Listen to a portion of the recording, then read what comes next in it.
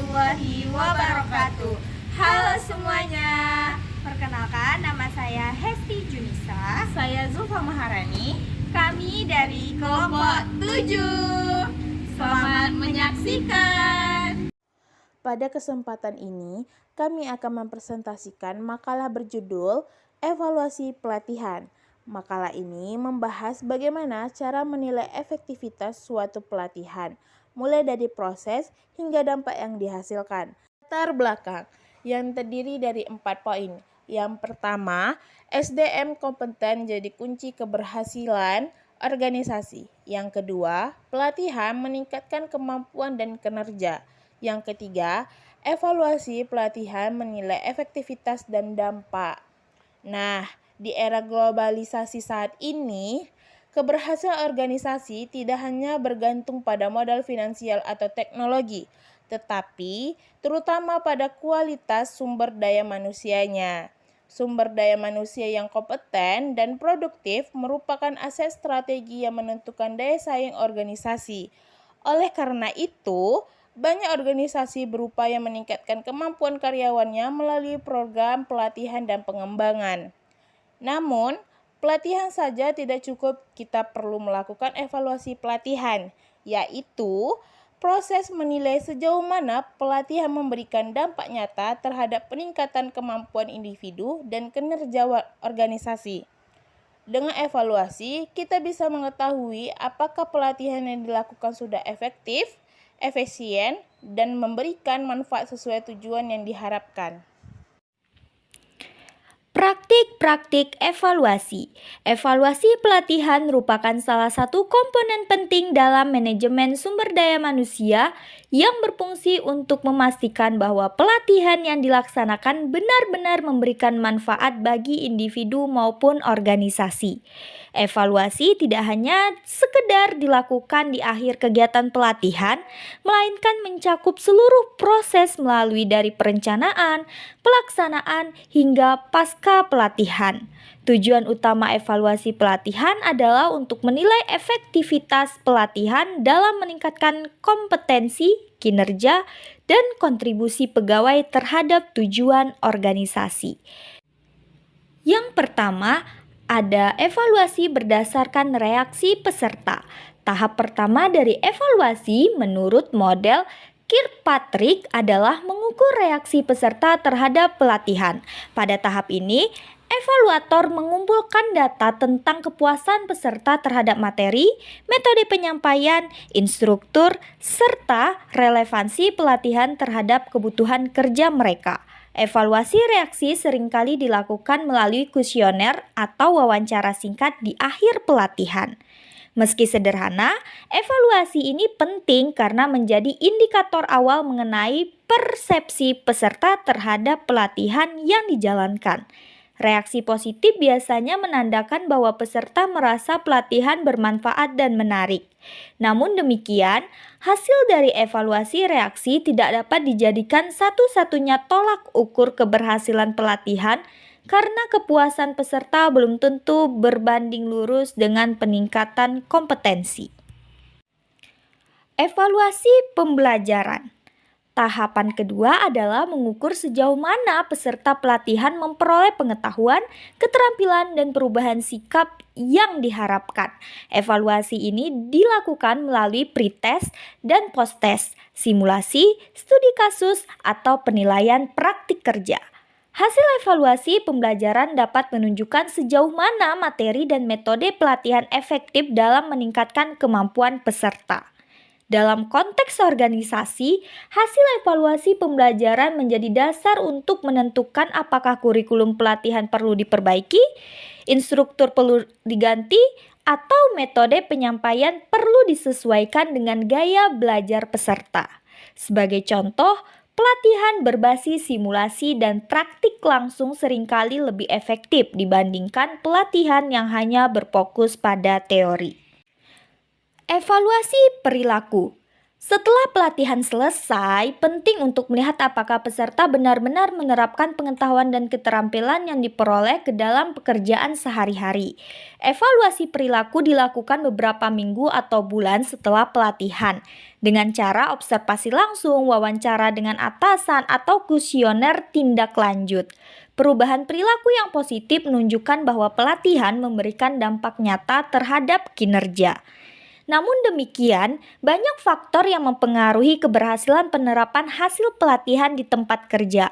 Dukungan organisasi, budaya kerja, serta sistem penghargaan dapat menjadi faktor pendorong atau penghambat transfer hasil belajar. Oleh karena itu, evaluasi perilaku tidak hanya menilai individu, tetapi juga konteks lingkungan kerja. Evaluasi hasil. Tahap keempat dan terakhir adalah evaluasi hasil. Di sini, organisasi menilai dampak pelatihan terhadap indikator kinerja seperti peningkatan produktivitas, efisiensi, penurunan tingkat kesalahan kerja, atau peningkatan kepuasan pelanggan. Evaluasi hasil memberikan gambaran sejauh mana pelatihan memberikan nilai tambah terhadap pencapaian tujuan organisasi. Praktik evaluasi hasil ini umumnya melibatkan analisis data kinerja sebelum dan sesudah pelatihan, serta perbandingan antara unit kerja yang mengikuti pelatihan dengan yang tidak. Pendekatan ini memberikan bukti empiris bahwa pelatihan tidak hanya memberikan manfaat individual tetapi juga kontribusi organisasi yang terukur. Desain evaluasi. Desain evaluasi merupakan kerangka sistematis yang menggambarkan bagaimana proses evaluasi akan dilakukan. Dalam dunia pelatihan, desain evaluasi tidak hanya menjelaskan metode pengumpulan data, tetapi juga menentukan tujuan evaluasi, indikator yang terukur, waktu pelaksanaan, dan pihak-pihak yang terlibat. Tujuan desain evaluasi. Tujuan utama dari penyusunan desain evaluasi adalah untuk memastikan bahwa proses evaluasi berjalan efektif dan menghasilkan informasi yang relevan bagi pengambilan keputusan. Dalam konteks pelatihan, desain evaluasi membantu organisasi menilai apakah pelatihan telah mencapai sasaran, bagaimana dampaknya terhadap kinerja karyawan, serta apakah investasi pelatihan memberikan hasil yang sepadan. Desain evaluasi juga berperan penting dalam memastikan bahwa data yang dikumpulkan valid, relevan, dan dapat digunakan sebagai dasar rekomendasi kebijakan pengembangan sumber daya manusia. Model-model desain evaluasi. Beberapa model evaluasi yang umum digunakan dalam dunia pelatihan, antara lain yang pertama ada model Kirkpatrick, yaitu menilai efektivitas pelatihan melalui 4 level. Yang pertama ada reaksi, pembelajaran, perilaku, dan hasil. Yang kedua ada model CIPP, yaitu kontek, input, proses, produk. Digunakan untuk menilai seluruh aspek program dari konteks hingga produk akhir. Yang ketiga itu model Roy atau Phillips, menambahkan level kelima pada model Kirkpatrick dengan menghitung tingkat pengendalian investasi pelatihan. Lalu model yang terakhir yang keempat itu adalah model Goal Pre-Evaluation. Fokus pada hasil nyata tanpa membatasi diri pada tujuan formal program. Nah, pemilihan model evaluasi harus disesuaikan dengan tujuan pelatihan, sumber daya yang tersedia, serta kebutuhan organisasi. Langkah-langkah merancang evaluasi pelatihan. Desain evaluasi pelatihan umumnya meliputi langkah-langkah berikut. Yang pertama yaitu menetapkan tujuan evaluasi dengan menentukan aspek yang ingin dinilai, misalnya efektivitas metode, peningkatan kompetensi, atau ROI. Kedua yaitu menentukan indikator dan instrumen, seperti menetapkan variabel dan alat ukur yang akan digunakan. Ketiga, menentukan waktu pelaksanaan evaluasi, seperti apakah dilakukan sebelum, selama, atau sesudah pelatihan. Yang keempat, menentukan sampel dan teknik pengumpulan data, seperti memilih siapa yang akan dievaluasi dan bagaimana datanya dikumpulkan, apakah dalam bentuk kuesioner, observasi, wawancara, dan lain-lain. Dan yang terakhir, kelima, analisis dan interpretasi hasil, seperti menafsirkan data atau menghasilkan rekomendasi perbaikan. ROI sama dengan manfaat kurang biaya bagi biaya kali 100%, mengukur efektivitas pelatihan secara finansial. ROI adalah metode yang digunakan untuk mengukur apakah manfaat pelatihan sebanding dengan biaya yang telah dikeluarkan.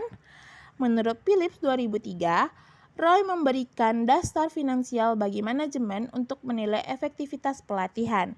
Dengan menghitung ROI, organisasi dapat mengetahui apakah pelatihan memberikan keuntungan atau justru kerugian.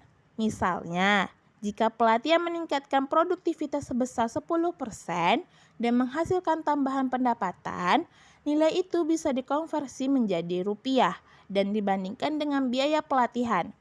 ROI membantu memastikan bahwa pelatihan bukan sekadar pengeluaran, tetapi investasi jangka panjang dalam pengembangan SDM.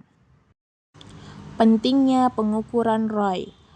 Pelatihan sering dianggap sebagai investasi jangka panjang untuk meningkatkan kualitas sumber daya manusia.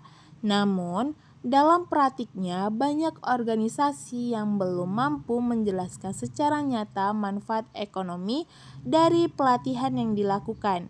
Disinilah pentingnya pengukuran ROI pelatihan. Ada beberapa alasan utama mengapa ROI perlu dihitung. Pertama, akuntabilitas anggaran.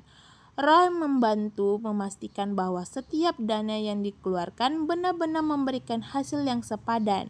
Dengan begitu, organisasi bisa menunjukkan bukti konkret bahwa pelatihan memang memberikan dampak positif terhadap kinerja karyawan dan produktivitas.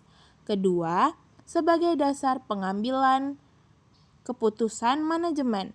Dengan mengetahui nilai ROI, pemimpin organisasi dapat menentukan apakah program pelatihan tertentu layak untuk dilanjutkan, diperluas, atau justru dihentikan.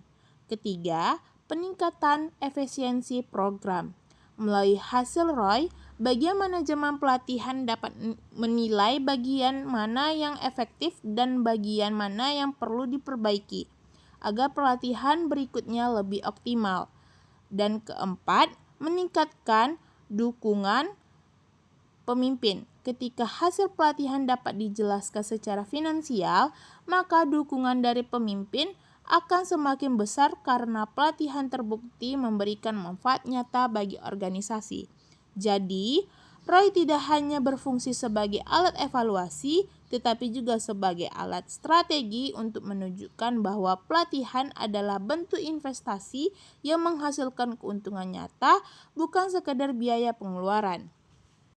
Human capital. Human capital atau modal manusia adalah pengetahuan, keterampilan, dan kemampuan yang dimiliki individu yang berkontribusi pada nilai ekonomi organisasi. Perkembangan human capital dilakukan melalui pendidikan dan pelatihan. Pelatihan yang efektif dapat meningkatkan kompetensi, produktivitas, dan loyalitas karyawan. Oleh karena itu, pelatihan harus dipandang sebagai investasi jangka panjang, bukan pengeluaran jangka pendek. Melalui evaluasi yang baik, organisasi bisa memastikan bahwa pelatihan benar-benar meningkatkan nilai human capital dan daya saingnya di masa depan. Tantangan dalam desain evaluasi. Dalam praktiknya, banyak organisasi menghadapi tantangan dalam mendesain evaluasi pelatihan. Beberapa di antaranya adalah keterbatasan waktu, biaya, dan sumber daya manusia. Selain itu, tidak semua hasil pelatihan dapat diukur secara kuantitatif. terutama jika menyangkut perubahan sikap atau nilai-nilai organisasi. Oleh karena itu, evaluator perlu mengombinasikan pendekatan kualitatif dan kuantitatif untuk memperoleh gambaran yang lebih komprehensif. Kesimpulannya adalah praktik-praktik evaluasi yang baik menekankan pentingnya penilaian pada berbagai aspek, mulai dari reaksi peserta, peningkatan pengetahuan dan keterampilan, perubahan perilaku kerja, hingga hasil nyata yang diperoleh organisasi. Model evaluasi seperti Kirkpatrick dan Phillips menjadi acuan penting dalam memastikan bahwa pelatihan benar-benar memberikan dampak yang signifikan terhadap individu maupun organisasi. Secara keseluruhan, dapat disimpulkan bahwa keberhasilan pelatihan tidak hanya diukur dari pelaksanaannya, tetapi dari sejauh mana hasilnya memberikan kontribusi nyata terhadap pertumbuhan individu dan organisasi. Evaluasi yang baik, desain yang tepat, serta perhitungan ROI yang akurat akan menjadikan pelatihan sebagai instrumen strategis dalam pengelolaan sumber daya manusia. Di sisi lain, pengukuran human kapital menjadi tolak ukur penting untuk memastikan bahwa pelatihan benar-benar membentuk manusia secara unggul, produktif, dan siap menghadapi tantangan perubahan lingkungan kerja di masa depan.